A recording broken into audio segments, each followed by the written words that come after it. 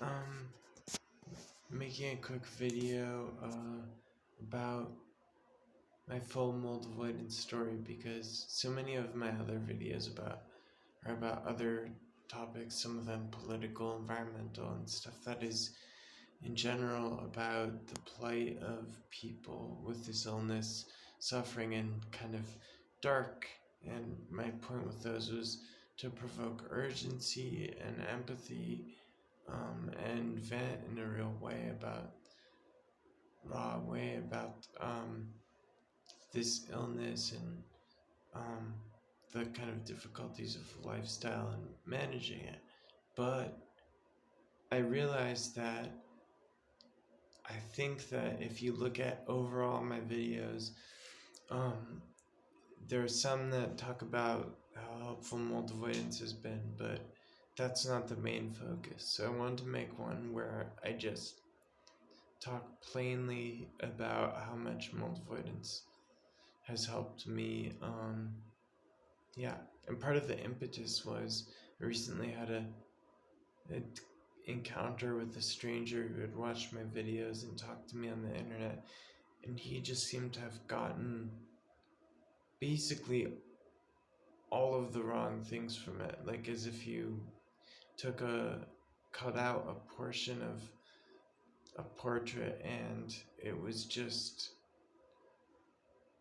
a total visual illusion, and not at all what the full picture is trying to show. He just got all the dark stuff, and it, it was convincing him and validating him in his viewpoint that there is no hope. So let's just get to my mold avoidance story. Sorry about my voice. I've been doing a lot of these videos and in a hotel that's only okay, and I'm kind of tired. But at one point I wasn't, and we'll get to that with talking about mold avoidance. So,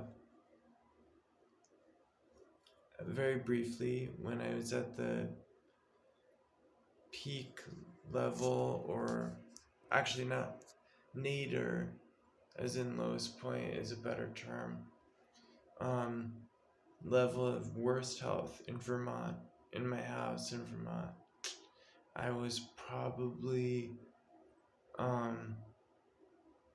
yes, I was bedridden, but I had things that were worse than that. I had episodes where I would become unable to talk.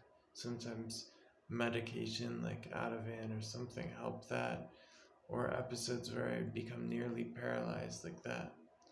And then also crawling to the bathroom and back was insanely difficult exercise that left my heart racing. POTS was so bad. I had awful air hunger.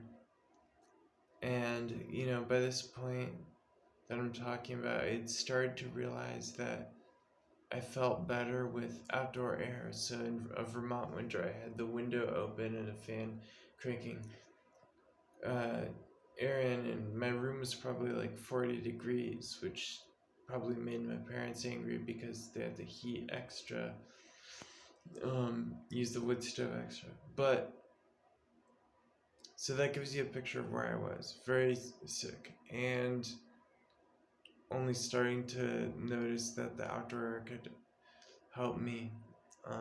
And it did. I would go out on the porch some, get wheeled out there, be somewhat better, but it wasn't enough.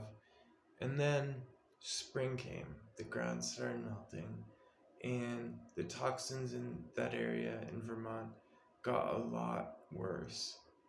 Winter was the good season there for outdoor air. So now I had not only a bad indoor building, but bad outdoor air. So we really felt urgency to leave. And we finally made it out, I think in June. And basically, besides a quick stop at our doctor's in New Hampshire, in a good town, we headed straight for Shenandoah National Park in Virginia. It had a few reports. I just had some good hunches about it. It's in the Appalachian Mountains in Virginia. It turned out to be really good. Not the best place I've been, but very good. Um, we drove up from the valleys in these suburban areas in Virginia where I would be having that paralysis like thing again in the van, feeling awful, unable to move or talk. And we'd drive up higher elevation into Shenandoah National Park, and I'd start to perk up and be able to talk and sit up. And then after spending many, many hours just lying outside in good wild parts of the Shenandoah National Park in the forest, I started to walk some, and I started to be able to tolerate listening to music a little bit. It was really amazing. Those things seem small, but from a relative improvement, like if you multiply my tiny percentage of health, add 2%, but up to like 10%, that's huge, or whatever it was. Okay, so trying to not make this too long, trying to give you the speed run version of it, even though there's lots of twists and turns and detours. Then I then we went to try some areas in a little west and north of Virginia, in West Virginia, in the Allegheny Mountains. I don't like to give away the specific spots here because this is just somewhere that's sacred to me, and a refuge that we don't want to get ruined, so to speak, by overuse, and B, I think it's an area that has so much good going on in it that if you just want to explore that state, you will find the good spots. You don't need me to tell you those. Anyway, and I felt amazing there too, and it's almost like, why didn't we just stop there and live there? Well, I mean, we were kind of just starting a mold avoidance journey, and I kind of thought these places feel good, but maybe it's only a relative good, and we want to see what out west feels like. So we went to New Mexico. A couple of the first towns we hit didn't feel that good because of the toxins in the dirt. That's not true in everywhere in New Mexico. We just got unlucky and didn't plan.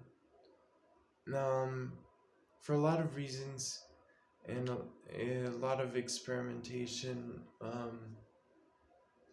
camping different places, we ended up hanging out at the Grand Canyon Rim, where I also felt great, and Sedona, where I also felt good, and Abiquiu in New Mexico, where I felt great.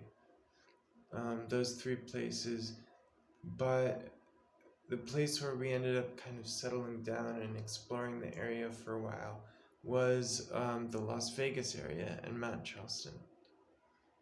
Mount Charleston is when I really started to be in a good place where I could sleep outside and heal steadily. I really started to be walking some every day, if not a lot, and still using my collar. I started to read books when at home I could barely read a paragraph without my head just hurting and getting confused.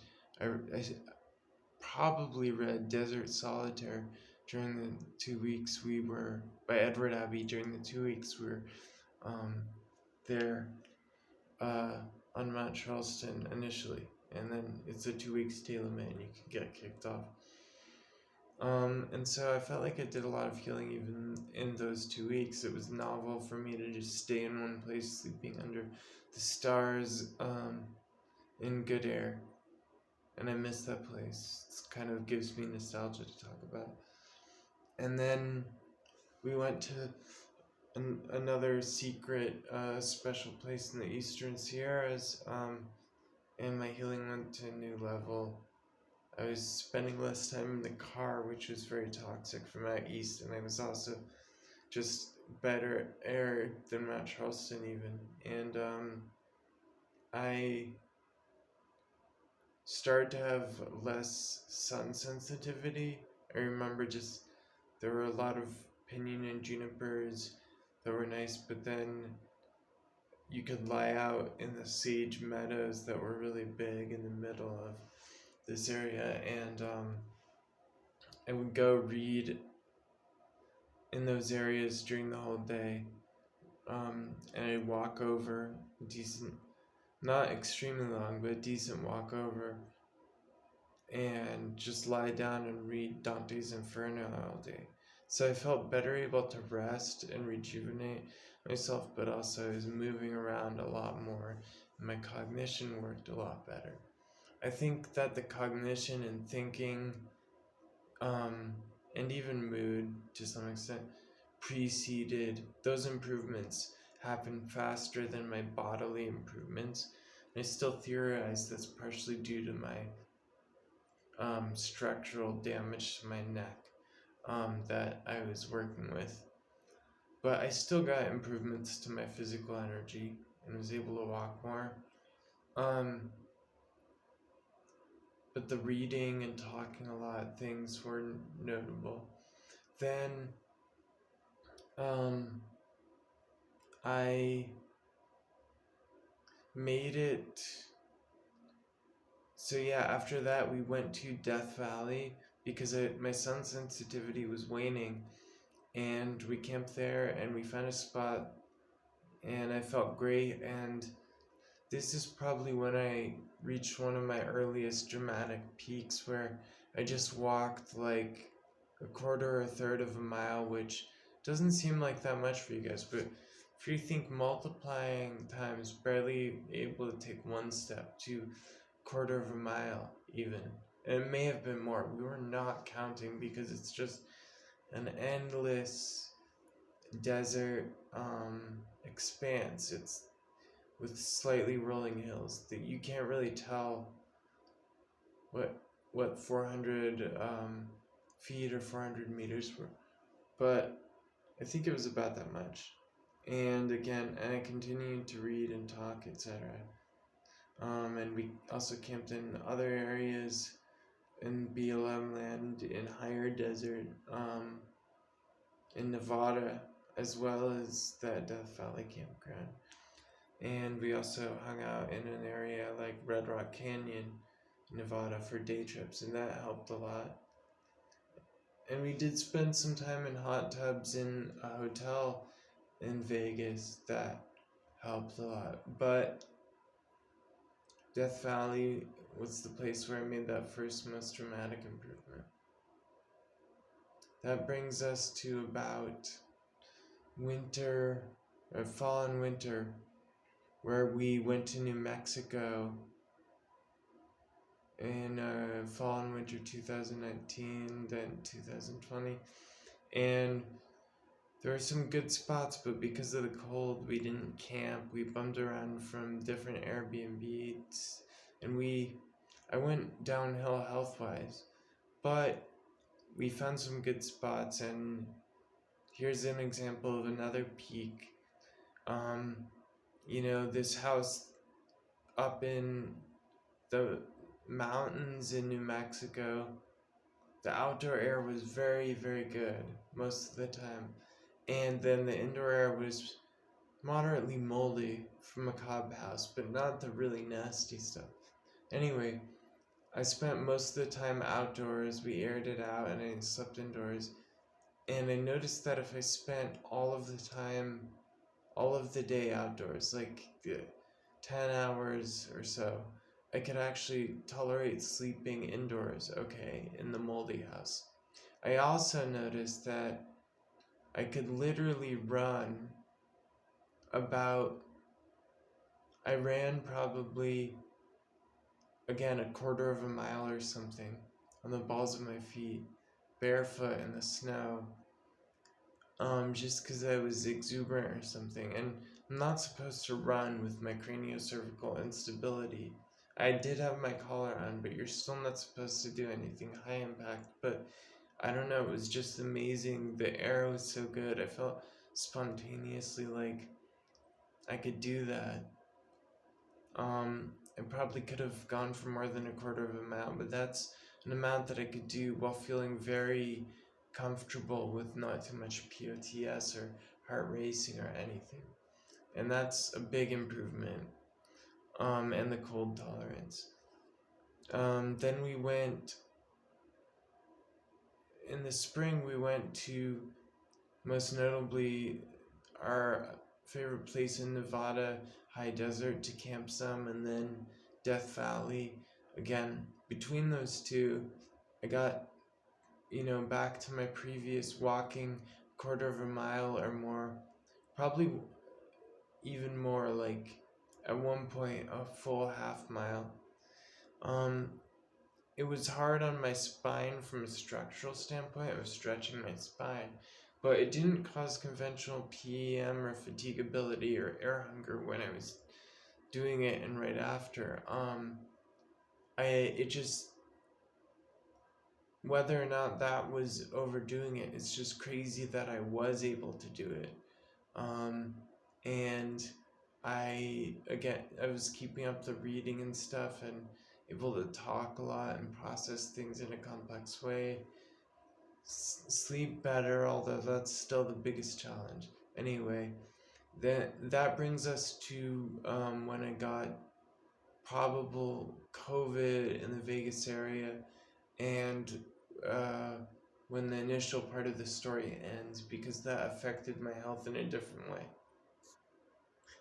But yeah, so from bedridden and sometimes unable to talk and begging people for help to walking a half mile in Death Valley, reading Dante's Inferno, thinking clearly and being grounded, listening to music some. I hope that is enough improvement to show people, despite my other limitations, that this matters.